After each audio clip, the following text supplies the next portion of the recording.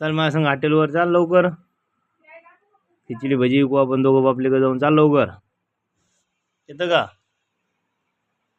भले म्हणजे तुम्ही पण झोपा म्हणते माझ्याजवळ. जायचीच नाही.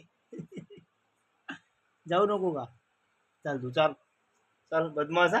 चल उठ उठ उठ. येत नाही म्हणते. गुंड्याचे गुंड्या नाही लावले अंगड्याच्या. काही नाही. दुहा नाहीस का तू? बटन लावू दे. हा.